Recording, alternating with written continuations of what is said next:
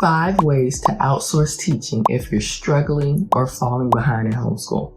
I am here to support you all and to share with you some things that I learned myself with homeschooling. And this is a reality. Sometimes you get behind. Sometimes there are subjects that you do not understand, and it's not your gifting for you to teach your child. Sometimes you just aren't good at it. Sometimes you have multiple children and you physically and the timing, you cannot get to 8 kids at one time. It's impossible. Sometimes it's really that hard. And so you have to start to think, where can I be of best service and of most support to my child? It might mean you teach all the subjects. But if that does mean that, no, I think it's better for me to bring someone in or bring in support, if that means that, you should feel okay about that. And so in this video today, I'm going to give you some tips on where to find outsourced teachers, or to outsource your teaching responsibility, and when you should consider it. Okay, so let's get into it. So let me rewind just to make sure we understand. Outsourcing is simply just bringing someone else in to your homeschool to help you facilitate teaching your children. So you have the curriculum. Well, you can have the curriculum. Most of the time you have it, but sometimes the teachers can bring something in on their own. You bring them in, you give them all the direction, what you expect, what type of teaching process or modality that you want them to use, what you don't like. You express all of this to them, and then they become your teacher. They are your support system in helping you get your child the education that they need. Simple as that. So let's get into where you can get these teachers or find teachers to help you. It's everywhere, but I'm going to dwindle down the list so that you have a little bit more direction. Now, the first thing I would do, number one, is to make sure you understand your budget. Like, what do you have set aside for your overall budget for your homeschool? It makes no sense for you to go out. You can find someone, but it's a range in terms of what the cost is for that. So you want to make sure you identify what your budget is for this particular thing. It could be low, it could be high. You will find people in all ranges. The importance is that you go into it having a strict, really relying on your budget and sticking to it. The first area or place that you can find teachers, it's right under your nose. A lot of times when you do a curriculum, the curriculum has virtual or classes, a classroom style video that will go with the curriculum. And you overlook it because you're probably doing the cheapest option. You're like, oh, I just take the material, I'll self-teach. A lot of times these curriculums actually will teach the curriculum to your child through video.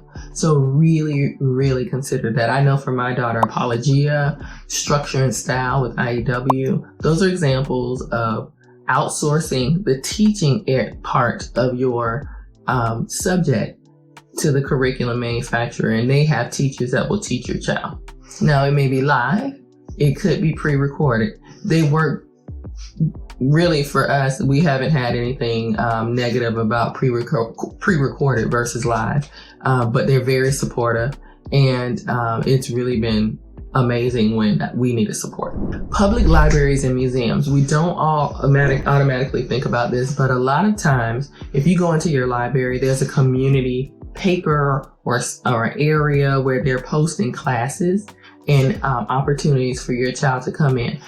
A lot of the times they have programs geared towards homeschoolers. So it ranges from like tutoring, activities, STEM. There's all kind of activities and programs that are free or when I say very low cost, I'm talking like a couple dollars, like $3, $5. It's the library so that it's not extravagant, but it's free generally. And you go in and you find the support you need. And this might be an ongoing tutoring thing. So what does this look like practically? Maybe your child needs help with reading or math.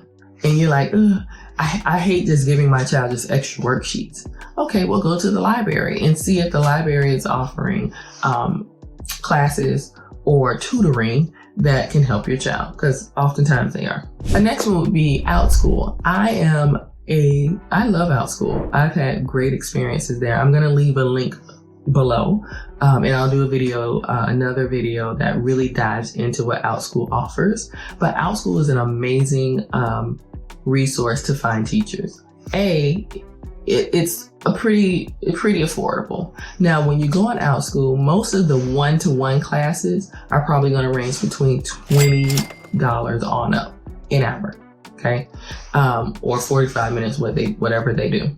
You have group classes that are cheaper. So you just have to figure out what your child needs. Will they benefit more from a one-to-one instruction, or will they be okay with just some supplemental instruction in a small group, right? That makes a difference in terms of budget. But you go on, you can choose one class, you can choose a series, right? I recommend going on. If you use the link, you can get a little bit of help and goodies to get you started with Outschool. So that will really help. But when you go on, you can try out your teacher, try out a subject, see if you like it, see if you like their instruction. And then you simply message them and say, hey, do you offer one-to-one classes? I have not had a teacher that said no. So one of the easiest ways to do it. I was comfortable with the instruction style. It aligned with what I was teaching, and I was able to give my daughter the support she needed. So try Outschool. Co-ops. So co-ops, generally, you would think that would be the first thing I say. I did not say that at first because everyone does not have a co-op. So if you do, and you're blessed to have that, utilize co-ops. A lot of times teachers, parents stand in as teachers and they rotate, and you can kind of like offload some of that to whoever's teaching the co-op at that time.